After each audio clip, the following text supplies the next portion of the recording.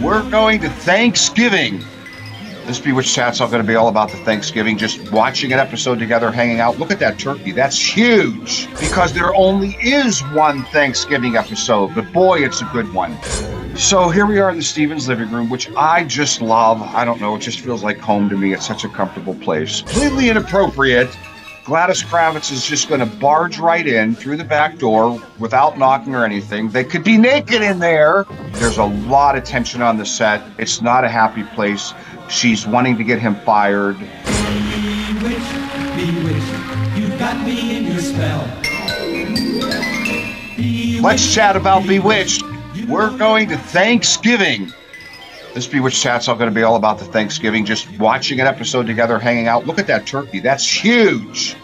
I remember my mother always saying, how much did it weigh? What temperature did you cook it on? How long did you cook it on the phone with people? But I don't know. I don't cook. But that looks like a big honking turkey because later they say it was just going to be dinner for the two of them, and Aunt Clara was going to be a third. So that looks like a big turkey for three people. Keep in mind, someone would have had to bake that ahead of time. That didn't look like a fake plastic turkey. Here comes Mary and Lauren as Aunt Clara in her humbling clothing. If you haven't watched these Bewitched Chats before, we're pretty much just watching an episode and talking about it. I'm watching a monitor over here that's playing behind me here so that I can see when we can talk about some of the things I know that I've learned over the years and that I've learned from a lot of you about what's really going on. So I can't put the volume up full, sadly, when we do these little chat episodes, because if I did, a lot of platforms will just silence everything I say in the whole video and it couldn't be there. So I have to kind of talk over the episode. It's not that I enjoy hearing myself talk. There's just no other way to do this. And so many of you have requested that we do this. So, okay, so Samantha's saying, this is such good. Again, some of the writers are, I don't know. And again, Liz was just so brilliant at playing with it, saying, Darrin, Aunt Clara's here. No, nothing. Isn't that great? Nothing. And then she says, can you hear me? He says, yes. So there's Marion saying, I don't think I heard you. And that, again, that mumbling, fumbling that she does and all that stumbling, all acting. She was apparently a very brilliant actress and was nothing like that in real life. So, and now she's going to pop in and use magic. Look, there's those red pants again. If you haven't seen previous episodes, I'm noticing, backstory. When I did the original Bewitched Chats, and there was an episode where she was wearing red pants, and I just kept saying, look how hot those red pants are. Hot as in, they definitely tried to make Liz look sexy very successfully. They just played that up. And I mentioned how much I love those red pants, and I saw another episode, and I go, oh, there are those red pants again. And I just noticed in this one, there are those red pants again. So anyway, but in this episode, we are running for this Bewitched Chat Thanksgiving, we're going to run the whole episode because I try to keep to 30 minutes because there only is one Thanksgiving episode, but boy, it's a good one. So a little trivia here, something that I've never mentioned. I don't know if you know this, but I know most of you know that there are lyrics to the Bewitched theme song. Bewitched, bewitched, you got me in your spell. Bewitched, bewitched, that craft you do so well.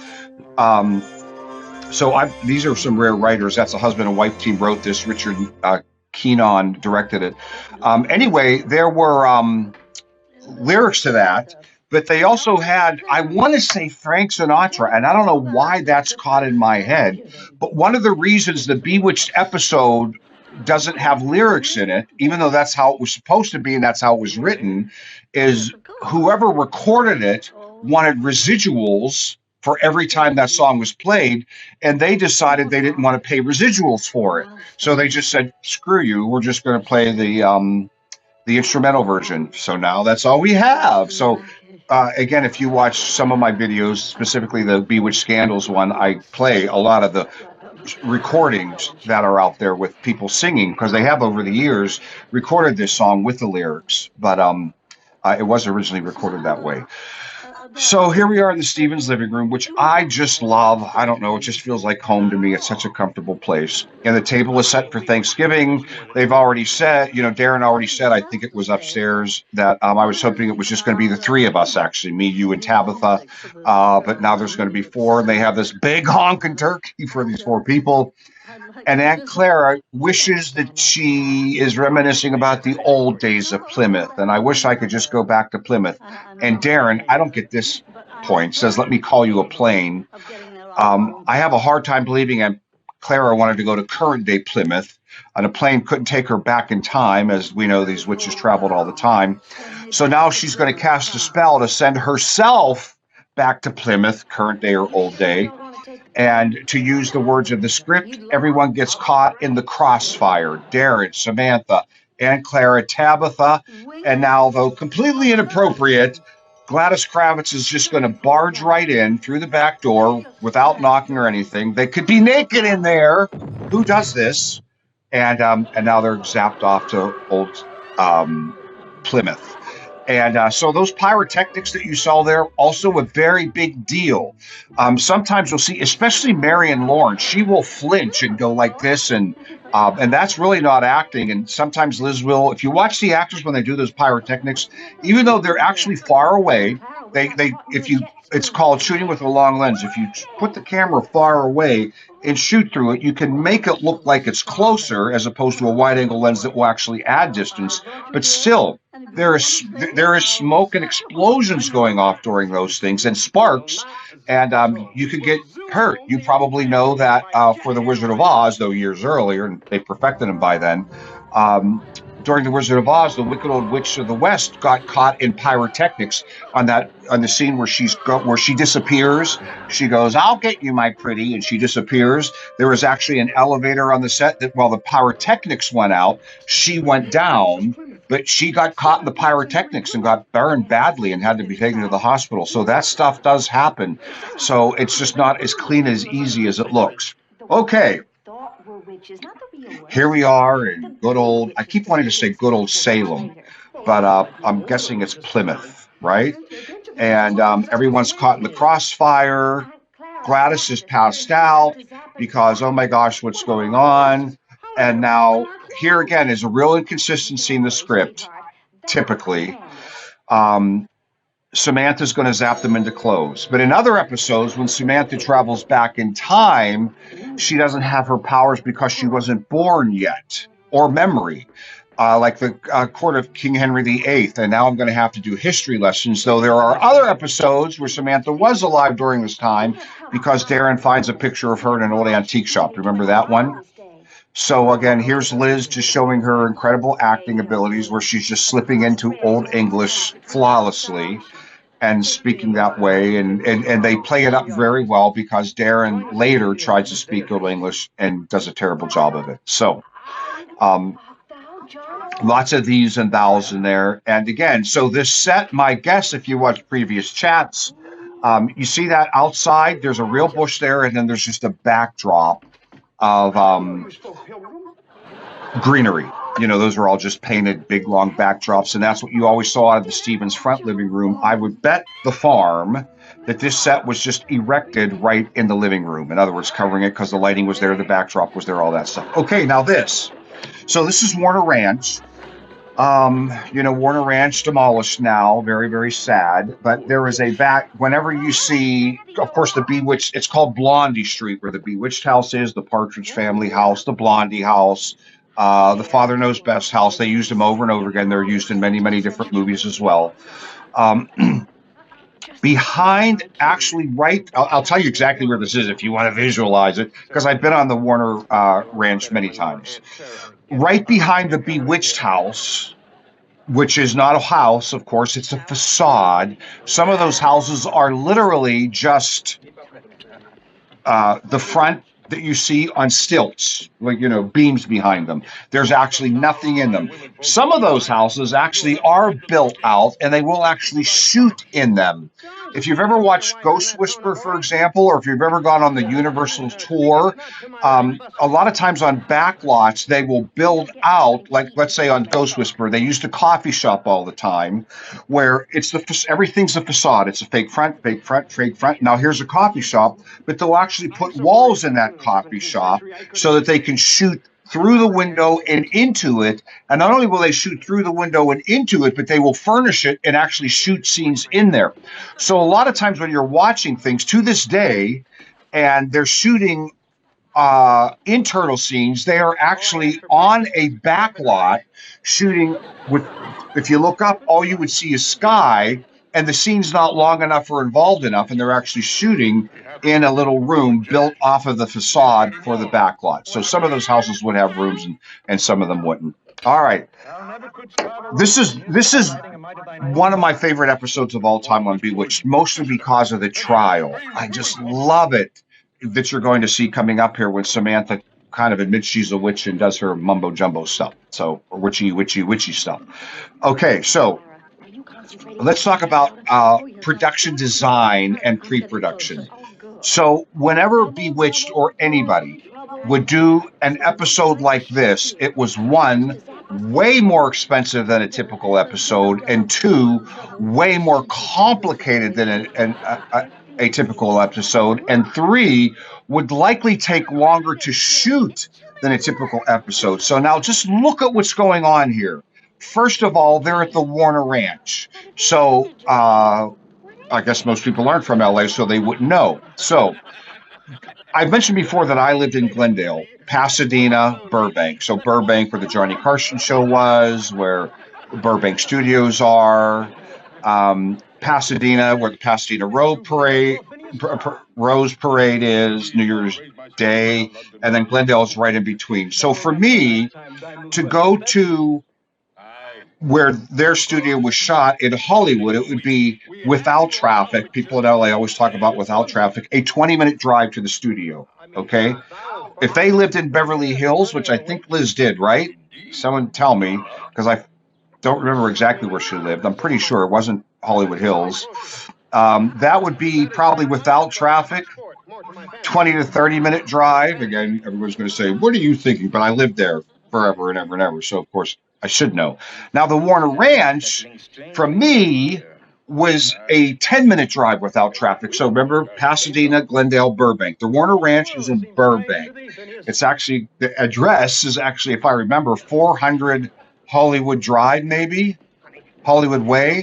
But anyway, so to get from the set of Bewitched to the Warner Ranch would be about, I'm just going to say again, a 20 to 30-minute drive without traffic. But in LA, that 20 to 30-minute drive without traffic could be an hour and a half, because you have to take the 101 freeway or however they would get there. You could take back streets by the, through Glendale, actually, and onto the 134 and be there. But what's my point?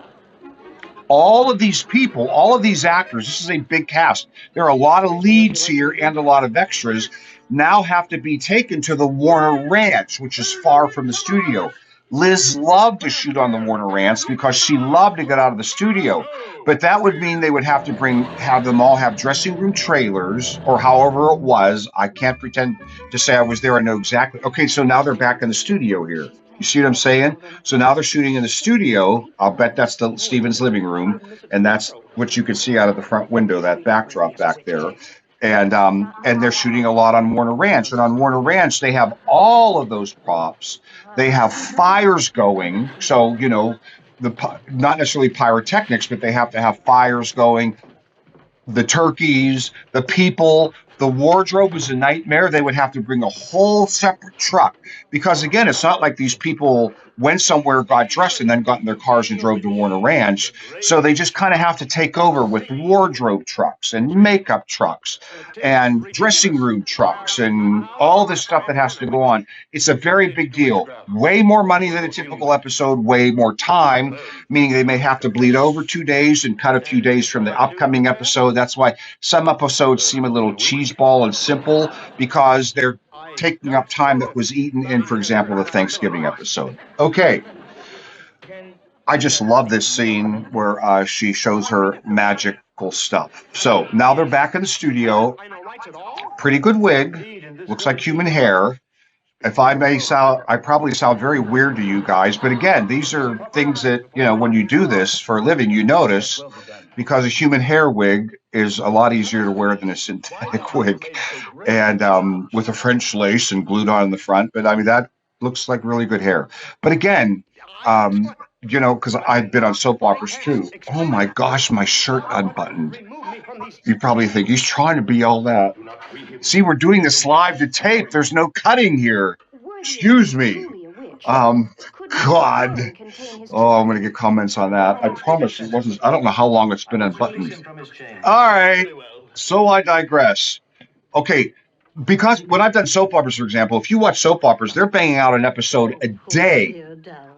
And almost always the scenes are 2 or 3 people because it's a very big deal to be coordinating all of these people. There's that extra that's in everything. You see behind Samantha? Have you ever noticed he's in everything? If anyone knows his story, I would love to know. The dude has to be in half of all Bewitched episodes, of all seasons. He's always, always there. Who is that guy? I'll bet somebody knows. Anyway, on soap operas, when they shoot like a New Year's scene or a party scene or a wedding, it's a very, very, very big deal because to have so many actors on the set all at once is just a coordination nightmare. Everyone hates it, the actors included, because everything moves slowly. It just takes 1 or 2 whack jobs, You've probably seen online where people are like wearing glasses as extras way in the background and things are a mess. But my point being that in Bewitched, how often do you see big scenes with all these people? Not often, because it's a big deal. Count all those people, put them in wardrobe, put the guys in wigs, at least, for long hair, unless they had it. And keep in mind, when they're not shooting, all those people are roaming around on the set. When I say set, the set is usually what's referred to as the soundstage, not the physical set, but the whole area. So a lot to go on here. So we got Marion, Liz, Dick, and Sandra Gold is there somewhere, right? Am I right or wrong that Gladys Kravitz is in the background somewhere? But anyway, so you got 5 leads, and what do we got? 20 extras. And it's just a lot going on. So what's happening here, though, again, I'm sure you've seen it, is, Darrin, because he spoke funny. Oh, there's Gladys Kravitz in the background. Because he spoke funny, he used strange language. Again, much of an homage to an episode that will come later, where he goes back in time as well. But Samantha doesn't know who she is in that one. You see my inconsistency? Samantha doesn't know who he is, and it's the same time period here. She knows who she is, and she has her witchcraft.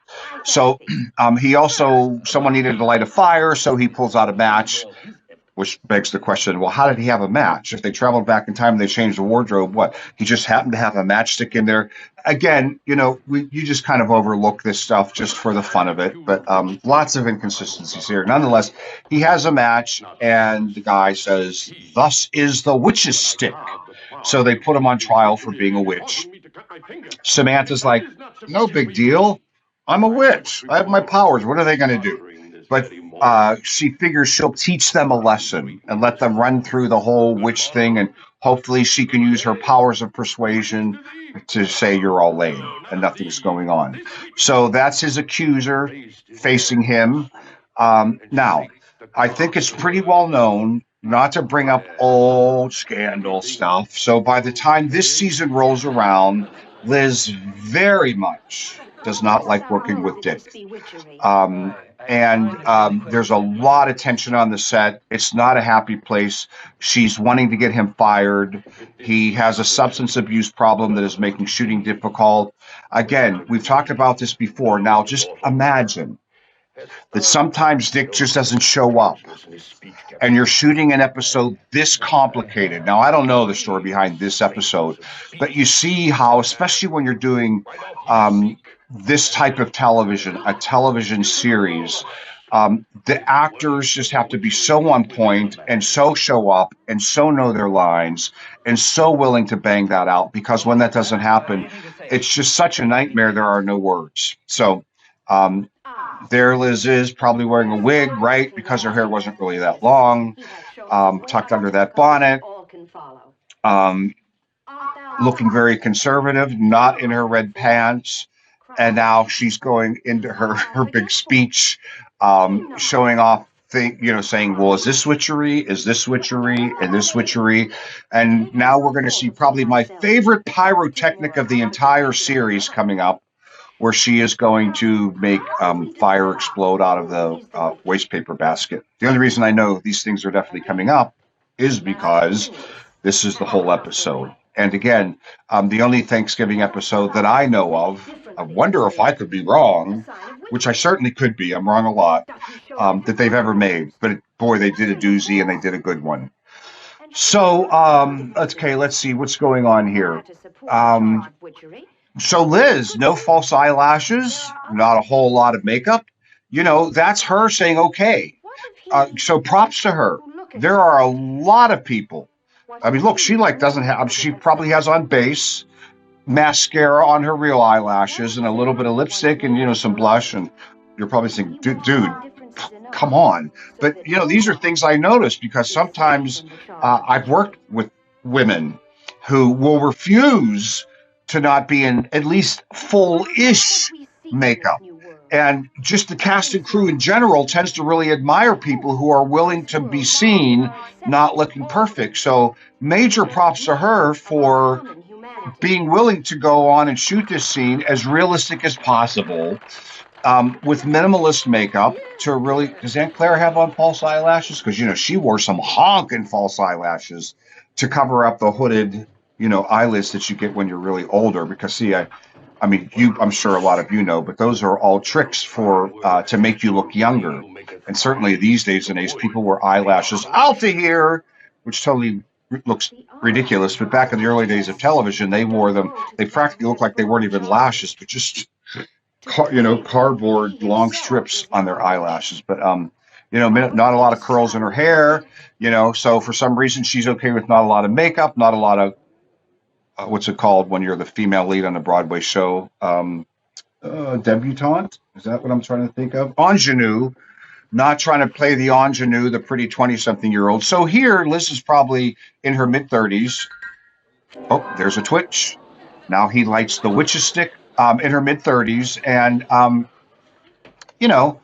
doesn't look 31 anymore, 32 like she did in the earlier episodes. She's had 3 kids. I'm guessing 3 by now, maybe 2, probably 3.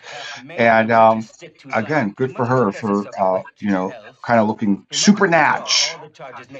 All right, so here comes, so as a kid. So remember, I'm watching all these as a kid. Whenever I personally, to this day, don't really watch the episodes where Endora casts a spell on Darrin. I just don't care. I'm all about the magic and the production of the magic and, I just love the magic part of it. Putting a spell on someone to act stupid or have people like them is not my big shtick. All right. So I love these episodes where this episode has a lot of magic, so I really like it. I'm looking down at my shirt again. All right. What happened? Wait. Do I got it wrong? Where's the one where there's a bucket full of garbage and she goes and makes things? Was I talking and missed it, or is it a whole other episode? Because they remade some of this. That is the one. That's the one where Endora puts honey on a coin and sticks it to Darrin's head and she has to bow 3 times and say something. Anyway, all right. So I got it wrong, but it's the same type of thing. Okay, Gladys is back. She's wearing now she has her memory for some reason, which a lot of times when they travel back in time and come back, they remember nothing, the mortals. But again, inconsistency and just overall season scripts, no big deal. So now she's going to be running across the street, which I'm guessing is going to be in the studio, but they're on the Warner Ranch. Where they got her? Nope. Is that studio or Warner Ranch? That must be studio. Though they didn't do a lot of external of the Kravitz's house. That could be the Warner Ranch at night because you see all those lights. A lot of times they'll shoot at night when it's a day scene and just light the crap out of it because there are only so many hours in a day. Okay, I always love the first few minutes of an episode and the few last minutes of an episode personally where they just feel like real normal people. What happened to the big honking turkey? You ate it all? No, it's in the kitchen. She just carved it and brought in pieces. Oh, I want the big honking turkey on the table. Anyway, I love these little end scenes where everything's normal and there's just like everybody else. Oh, is that the big honking turkey in the background? I think I just saw the big honking turkey behind Aunt Clara. But it's a carved up turkey and it doesn't look big honking anymore. That's a medium honking turkey back there. Inconsistency and continuity. That's a medium honking turkey that someone ripped to shreds with their claws, it looks like. Now they're hiding it behind her head because they know it. But anyway, I love these just hanging out. Looks like they're having a little glass of wine. Yes, they did drink on the set a lot, by the way. I don't think they were smashed because Bill wouldn't stand for it. Bill was, let's shoot the scene, let's get it done. He wanted to get it done. But there was a lot of drinking on the set. And is that it? That's it. Produced by Bill Asher. Anyway, I hope you liked it. I know I'm mumbling, jumboling, I'm being weird, but hey, we're just hanging out and chatting and watching Bewitched together. So, so far we've done the cast, we've done reaction to the cast, your comments, we've done Halloween. This is Thanksgiving up. The next, last, and final one will be Christmas episodes. I hope you'll join us for that. As always, thanks for watching. Keep the magic alive, and I'll see you next time. I never thought my heart would be had, but now I'm caught and I'm kinda glad to be